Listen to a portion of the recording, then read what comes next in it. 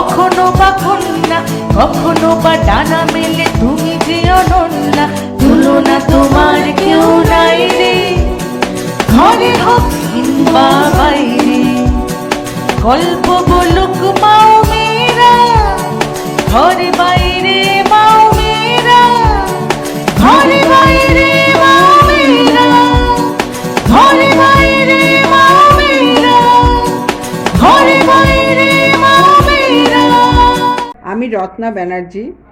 আজ আমি শম্পা সোম মানে আমাদের বুলা, যে নিজে হাতে গড়ে তুলেছে তার বাবার নামে একটা অবৈতনিক স্কুল। এই স্কুলে খুবই নিম্নবিত্ত পরিবারের ছেলেমেয়েরা পড়াশোনা করে। এরপরে সে তৈরি করলো একটা এনজিও। সেখানেও ওই একই ধরনের পরিবারের ছেলেমেয়েদের সুন্দর করে গড়ে তোলার শপথ নিয়েছে বুলা। এছাড়াও রয়েছে তার মৃদঙ্গম নামে একটা সঙ্গীতের সংগঠন। আজ আমি এসেছি বুলা ও তার সহযোগীদের কর্মকাণ্ড দেখতে টিকিয়াপাড়ার কর্মশালায়। এই টিকিয়াপাড়ার কর্মশালার সমস্ত কিছু ভিডিওতে দেখতে পাবেন, আর বাকি কথা আপনারা বুলার মুখেই শুনুন।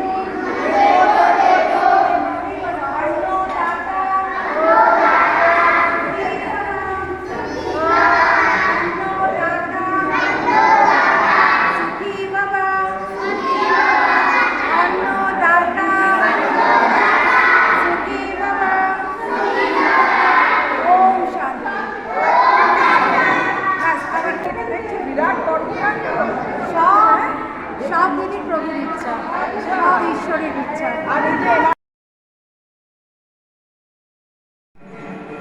নমস্কার, আমি বুলা। আসলে বারবার আমার মধ্যে বুলা বুলা বলতে খুব ভালো লাগে। আমরা শিলিগুড়ি সোসাইটি, আমরা একটা এনজিও চালাই এবং আজকে আমাদের কাছে রত্নাদি এসছে। ভীষণ ভালো লাগছে। রত্নাদি আমাদের সারাদিন ধরে আজকে আমাদের কর্মকাণ্ড দেখছে যে আমরা কাদেরকে নিয়ে চলি, কাদের পাশে রয়েছি। আর বর্তমানে আমরা এখন কালীবাড়িতে আছি। আপনারা নিশ্চয়ই বুঝতেই পারছেন, পেছনে ঢাক বাজছে, মায়ের আরতি হচ্ছে। আবার এই মায়ের স্থান ছাড়া মনে হয় ভালো কাজ শুরু করা যায় না। তাই মায়ের স্থানেই আমরা রত্নাদিকে নিয়ে এসেছি। এতক্ষণ আমরা টিকিয়াপাড়া ছোটো ছোটো বাচ্চাদেরকে নিয়েছিলাম। আমার সাথে সমস্ত এদিকে আছে, পেছনে যে সেও আমাদের আছে, বর্ণালী, খুব অ্যাক্টিভ। ও আমাদের সব কিছুতেই সবচেয়ে আগে দৌড়ে আসে যে হ্যাঁ দিদি এটা করতে হবে, ওটা করতে হবে। তো দিদি, আজকে তোমাকে আমরা ছোট্ট একটা সম্মাননা জানাবো। এটা আমার ভাগ্য। হ্যাঁ, আমি দেখতে এলাম তোমাকে কর্মকাণ্ড, আর তোমরা দিচ্ছ আমাকে সম্মান। সৌভাগ্য না, একটা কথা রত্নাদি, তুমি যে আমাদের কথা ভেবেছো আমাদের কাছে, যে এই যে সারাদিন থাকবে, সারাদিন যে কর্মকাণ্ডটা দেখবে না কেন, তোমরা যে কর্মকাণ্ড করছো খাওয়াই উচিত, প্রত্যেকে খাওয়া উচিত। তো সেই কারণে আমাদের চিত্রাদি একটুখানি খাতা পরিয়ে সম্মাননা জানাবে।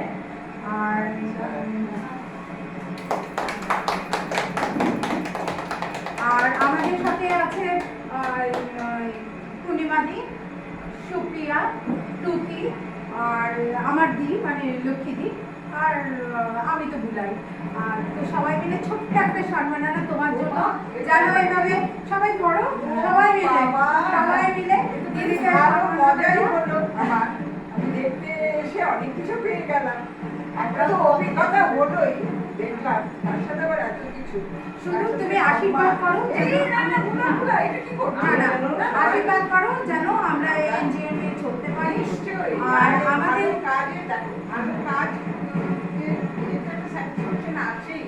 তাছাড়া ভালো কাজে হয়তো অনেক রকম বাধা বিপত্তিও আসে, কিন্তু ওটাকে সব করে এগিয়ে যাও, এটাই হলো হ্যাঁ, এটাই আমার আশীর্বাদ। শুভেচ্ছা এবং আশীর্বাদ। যদি বলো আশীর্বাদ, আর আশীর্বাদ।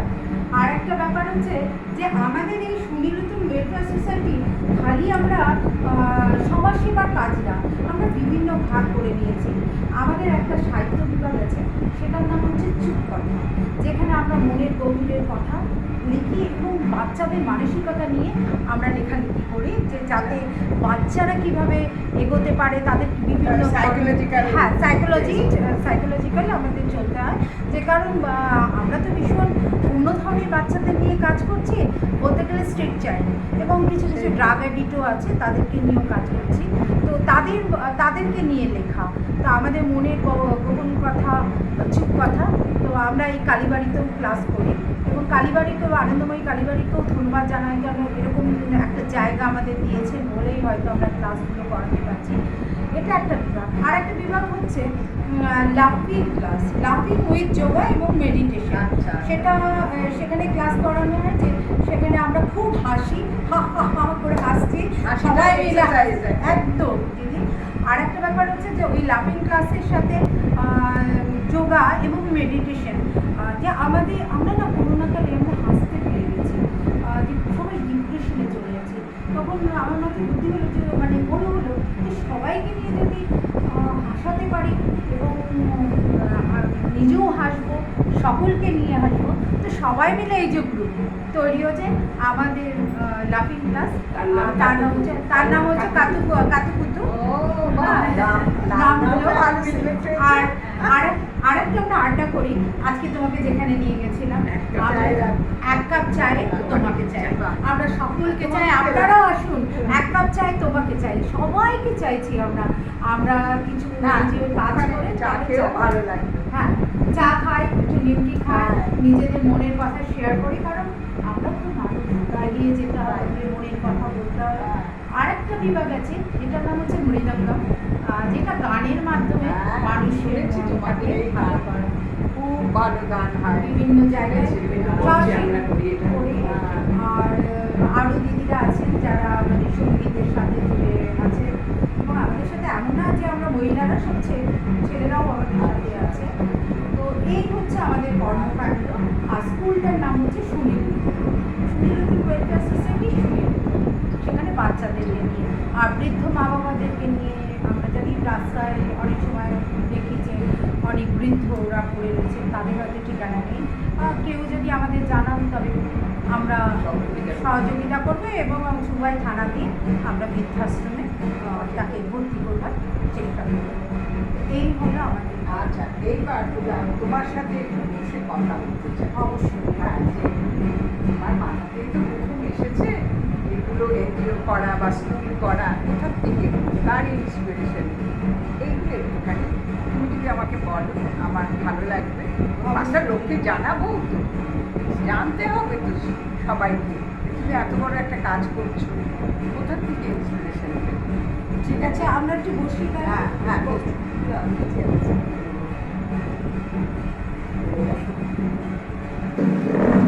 Thank you very much. আজকে সারাদিন তোমাদের সাথে কাটালাম। আমার উদ্দেশ্যই ছিল যে তোমাদের সাথে কাটাবো, কীভাবে বাচ্চাদের ম্যানেজ করছো, কীভাবে নাচ শেখাচ্ছ, পড়া শেখাচ্ছ, তোমার তো একটা উদ্দেশ্য আছে, সেইগুলো নিয়ে। আর তাছাড়া ওনাদের সাথে তো আমার আলাপ, তারাও তোমার সব তাদের নিয়ে, বাচ্চাদের নিয়ে এই যে একটা বড় কর্মকাণ্ড হচ্ছে। শুধু যে এই কর্মকাণ্ডটা নিয়েই আছো তা তো না, তোমার আবার একটা স্কুলও আছে। সেই স্কুলটা তোমার বাবার নামে করেছে। অনেকদিন আগে আমি স্কুল একবার এসেছিলাম, ভালো লেগেছিল। তাদেরও অনেক রকম কাজ আছে, নাটক করে, নানান রকম অনুষ্ঠান করে, অনেক কিছুই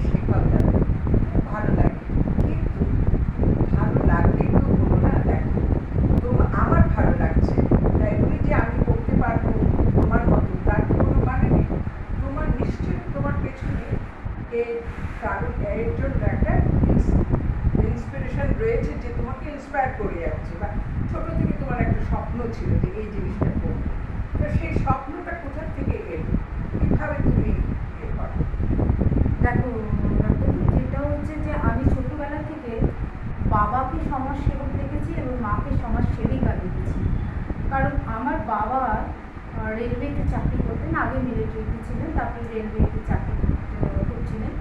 তো বাবাকে সবসময় দেখেছি যে বাবা কোনোদিনের প্রকাশ ছিল না, যে কোনো সমাজসেবার কাজ করে এসছেন, কিন্তু বাবা কোনোদিন প্রকাশ করেননি। কিন্তু আমি দেখতাম বাবা এর জন্য কারোর জন্য বই কিনে নিয়ে যাচ্ছে, কারোর জন্য হঠাৎ একটা সাইকেল আসলে দেখলাম বাবা সাইকেল নিয়ে যাচ্ছে। তো আমি বাবাকে তখন খুব ছোট, তো তখন আমি ছিলাম 3 দাদার পরে একটি মাত্র মেয়ে, খুব আহ্লাদি। তো বাবাকে আমি জিজ্ঞেস করতাম যে বাবা তুমি কোথায় নিয়ে যাচ্ছ বা কী কেন করছো, বা মাকে দেখতাম পাড়ার কার জ্বর এসছে, মার কাছে খবর আসলো, মা চললো তার মাথায় জল ঢালতে। কোনো বয়স্ক মহিলা, সে হয়তো তার জন্য একটুখানি ভাত করে নিয়ে যাচ্ছে। তো মার সমাজসেবাটা এইভাবে ছিল, আর বাবারও সমাজসেবাটা আমি ঠিক বুঝতে পারতাম না। কিন্তু বাবাকে আমি বলতাম বাবা আমিও না যখন বড় হব তখন না আমি সমাজসেবা করবো, সমাজসেবার কাজে আমি এগিয়ে যাব। তো বাবা বলতেন বাবা তুমি একটা কাজ করো, যদি কখনো সমাজসেবা করো সেটা কারোর কাছে গল্প করতে যাবে না, কারণ গল্প করলে সেই সমাজসেবাটা বৃথা হয়ে যাবে। তো ওর জন্য যেটা করবে অন্তরে রেখো। তো আমারও ছোটোর থেকে অন্তরে ছিল যে করবো। তারপরে তারপরে তো আমার 17 বছর বয়সে বিয়ে হয়ে গেছিল। তো বিয়ে হয়ে যাওয়ার পরে আমি আমার শাশুড়ি মাকে অদ্ভুত মহিলা, মানে যিনি মহিষী মহিলা বলবো, যে শাশুড়ি মাই আমার কিন্তু অনেকটা ইন্সপিরেশন ছিলেন। কারণ ওনাকে আমি দেখতাম যে আমাদের তো সিনেমাও ছিল, প্রচুর স্টাফ ছিল, প্রায় 27-28 জন স্টাফ ছিল। তো কার বাড়িতে খাবার নেই, শ্বশুর বাড়িতে, সে বৃহত্তর একটা পরিবার। আচ্ছা, মানে আমার বিয়ে হয়েছিল তোমার দুমকা বলে ঝাড়খণ্ড, সেখানে। তো সেখানে দেখতাম শাশুড়ি মাকে কার বাড়িতে চাল পাঠাচ্ছে, কাউকে হয়তো বলে যে বাড়ির ড্রাইভাররা রয়েছেন তাকে বললো এই আজকে এসে এটা নিয়ে যাও। পুকুরের মাছ তোলা হলো, দেখলাম পুরো বেলানো হয়ে, মানে মা নিচ্ছে। এবং মা আমাকে বলতেন যে তোর যদি মনে হয় কখনো সমস্যা, মা মানে খুব ইচ্ছা করে আমিও মানে কাজ করবো, সমাজসেবার কাজ করবো। তো মা বলতো কি যে হ্যাঁ মা তুমি একটু আর বড় হয়ে যাও, তখন দেখবে নিজের থেকেই তুমি অনেক সমাজসেবার কাজ করতে পারবে। তো যখন আমার ধীরে ধীরে তারপরে তো দেখলাম এক সন্তান হলো, প্রায় 21 বছর বয়সে আমার বড় ছেলে হলো। তো এইসব কারণে অনেক সময় আমার সমাজসেবার কাজ হয়নি। কিন্তু আমি যে হলিচার স্কুলে আমার ছেলে পড়তো তখন ওই ফাদারদের সাথে আমি গ্রামে ঘুরে অনেক সময় কাজ করেছি, সিস্টারদের। আমার খুব জানার ভেতরে ছিল ব্যাপারটা। হ্যাঁ, এটাই ছিল যে আমি কাজ করবো। তো করতে করতে যা হয় কি, ছেলে মেয়ের পড়াশুনো, কিন্তু ওর মধ্যেও ছোটো ছোটো কাজ করে বেড়াতাম। আর একটা জায়গা আমাকে খুব নাড়া দিয়েছিল, যেটা হলো আমার বাবার মৃত্যু। আমার বাবার মৃত্যুর পরে আমি জানতে পারলাম যে আমার বাবা কার মেয়ের বিয়ে দিয়েছে। সে এসে বলছে বাবু আমার মেয়ের বিয়ে দিয়েছে বলেই আমার মেয়ের বিয়ে হয়েছে। কেউ এসে বলছে যে আমি তখন জানতে পারলাম যে মানে কাকা এই করেছে, কাকা এই মানে সাইকেল দিয়েছে। কখনো জানলাম যে একজন বর্ধমানে ভিখারি ছিলেন আর কি, স্টেশনে বিক্রি করতেন। উনিও একটা মেয়েকে বর্ধমান ইউনিভার্সিটিতে দিয়েছিলেন। তো এখন ওই বুড়িমা আমাকে বলেছিল জানিস আমি কার জন্য পড়াতে পেরেছি, হচ্ছে তোর বাবার। তো বাবা আমাকে সমস্ত বইপত্র কিনে এনে বাবা না কিন্তু প্রকাশ ছিল না। তো ওই যে বাবার কথা, তুমি যদি কিছু করবে তাহলে কিন্তু তুমি যদি বলে দাও লেখা হচ্ছে, ওইটা একটা খুব অদ্ভুত মনের মধ্যে অদ্ভুত কাজ হয়েছিল। আর দেখো এই শিক্ষাটা তুমি বাড়ি থেকে পেয়েছো বলেই না ওর মজ্জা ঢুকে গেছে সেই জিনিসটা। এই জিনিসগুলো তার পয়সা দিয়ে তুমি দোকান থেকে কিনে আনতে পারবে না, বা পয়সা দিয়ে লোক রেখে তার কাছ থেকে ট্রেনিং নেবে, সেটাও সম্ভব না। বাবার কাছ থেকে পেয়েছো বলে সেটা একটা আলাদা। ইভেন মাও সারাক্ষণ ইভেন এখনো পর্যন্ত এই বয়সে আমার মা 82+, এখনো পর্যন্ত যদি আমি চিন্তা করি যে মা তোমাকে রেখে দিয়ে যাব, আমি কী করে যাব, তখন বলতো না বেটা তুমি যাও। আর তার জন্য আরেকজন দিদি আমার পেছনে আছেন, যিনি মাকে দেখাশোনা করেন। হ্যাঁ। তার জন্য কিন্তু আমি আজকে বেরোতে এটা পেরেছি। তো ঠিক কথাই, এই সহযোগিতা না থাকলে না না হয় না।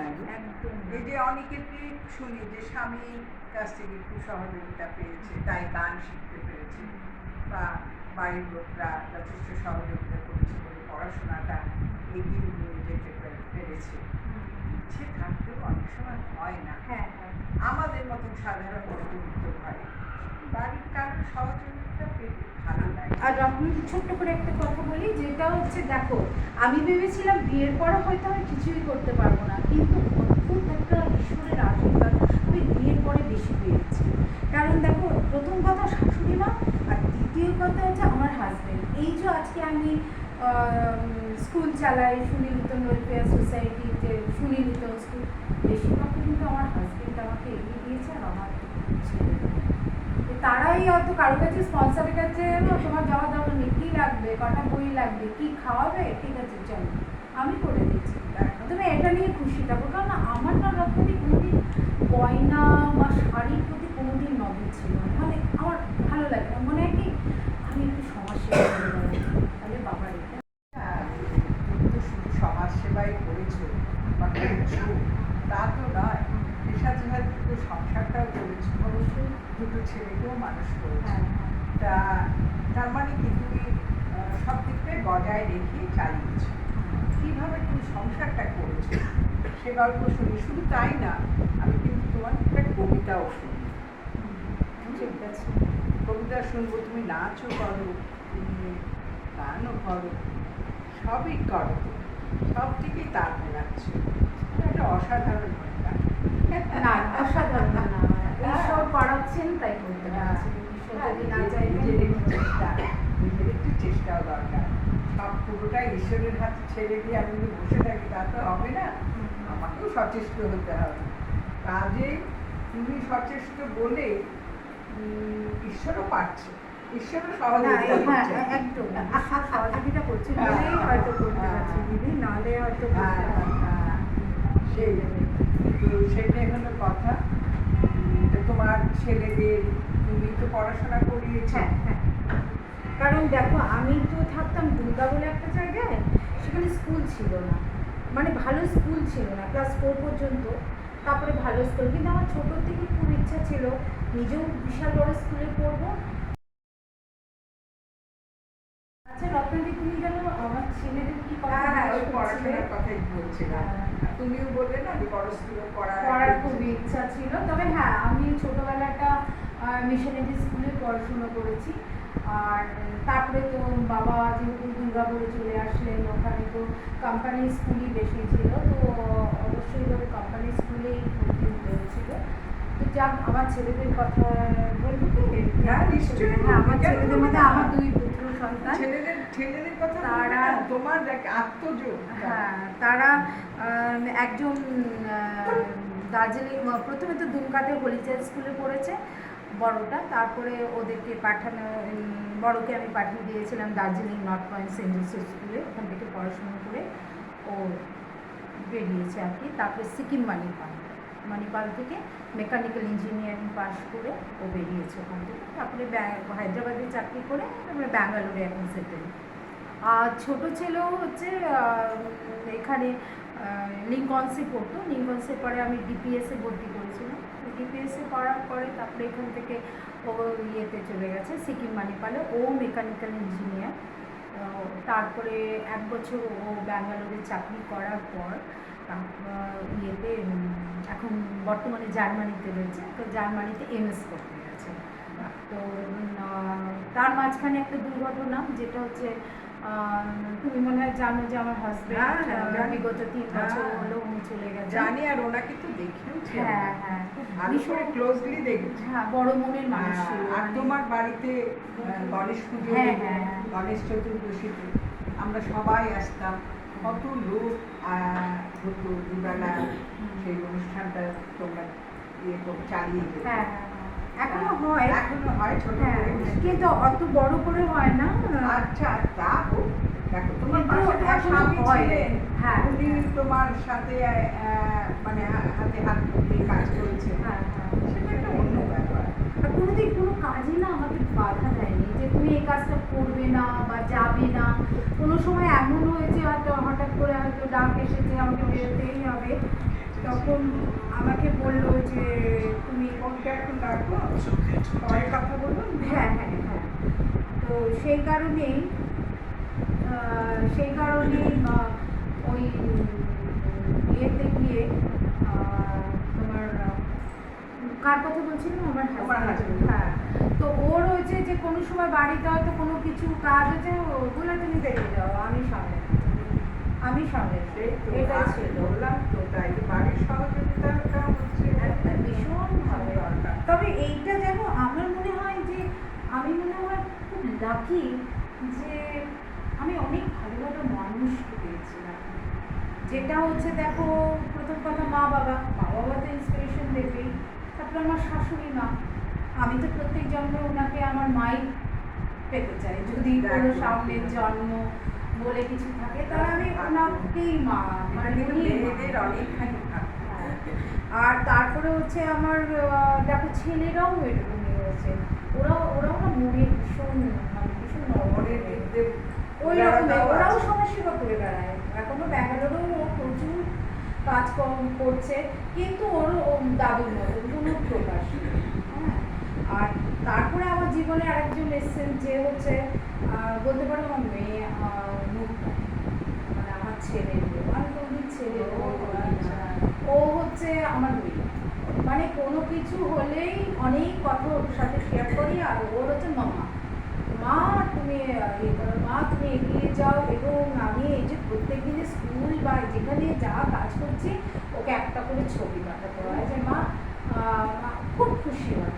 আর তারপরে লকডাউনে সবচেয়ে বড় কথা জানো, লকডাউনে যে আমি 7 মাস একদম একলা ছিলাম, ওরা তো ভিডিও কলে কথাই বলতো, কিন্তু একটা জিনিস ছিল যে ও না একটা ড্রয়িং কপি, যেহেতু আমি ছবি আঁকতে ভালোবাসি, ড্রয়িং কপি পেন্সিল সব পাঠালো, দিয়ে রোজ একটা করে হোমওয়ার্ক দিত, মা তুমি ছবি আঁকো, আর ছবি এঁকে আমাকে পোস্ট কর। মানে এটা মানে কতখানি ভাগ্যের কথা। ভীষণ বড় পাওনা।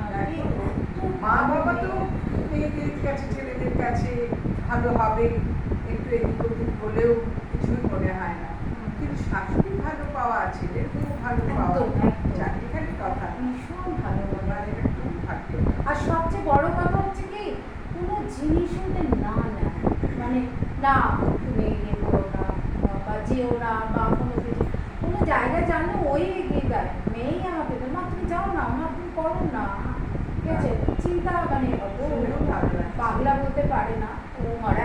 আচ্ছা, এইবারে তোমার আমি একটা কবিতা শুনি। আচ্ছা, তুমি সেদিনকে একটা কবিতা বললে, পুরুষের নন্দিনীরও মেম্বার, ওটাও তো একটা পুরুষের নন্দিনীর দিক থেকেও বড় পাওনা, তোমারও নিশ্চয়ই ভালো লাগে। আর পুরুষের ক্ষেত্রে দুর্গা মা, মানে দুর্গা নামের একটি মেয়ের উপরে একটা কবিতা মনে আছে?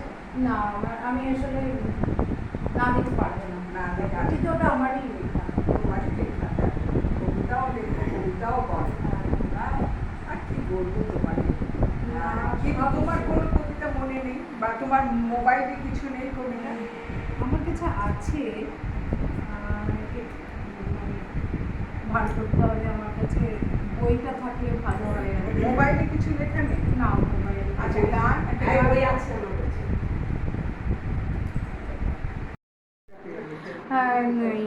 রাতাদি আমি সঞ্চয়িতাটা পেয়ে গেছি, আর একটু শোনার তৈরিটা হ্যাঁ করবো। হ্যাঁ, নিশ্চয়ই করো। রবীন্দ্রনাথ ঠাকুরের সোনার তরী। গগনে গরজে মেঘ, ঘন বরষা, কুলে একা বসে আছি নাহি ভরসা, রাশি রাশি ভাড়া ভাড়া, ধান কাটা হলো সারা, ভরা নদী খুঁড়ো দ্বারা হর পরশা, কাটিতে কাটিতে ধান এলো বরষা, একখানি ছোট ক্ষেত আমি একলা, চারিদিকে বাঁকা জল করেছে খেলা, পরপারে দেখি আঁকা তরু ছায়া মসিমাখা, গ্রামখানি মেঘে ঢাকা প্রভাত বেলা, এপারেতে ছোট ক্ষেত আমি একলা, গান গেয়ে তরিবে কে আসে পারে, দেখে যেন মনে হয় চিনিও হারে। ভরা পালে চলে যায় কোনো দিকে নাহি চাই, ঢেউগুলো নিরুপায় ভাঙে দুধারে, দেখে যেন মনে হয় চিনিও হারে। ওগো তুমি কোথা যাও কোন বিদেশে, বাড়ি ফেরাও তরি কুলেতে এসে। যেও যেথা যেতে চাও, যারে খুশি তারে দাও, শুধু তুমি নিয়ে যাও ক্ষণিকে হেসে আমার সোনার ধান কুলেতে এসে। বাহ। আজকের এই পর্বটি বুলার ইচ্ছায় তার পরমারাধ্য মাকে উৎসর্গ করা হলো। শ্রীমতী অনিমা বোস, বুলার মা, ওনাকে জানাই আমার সশ্রদ্ধ নমস্কার।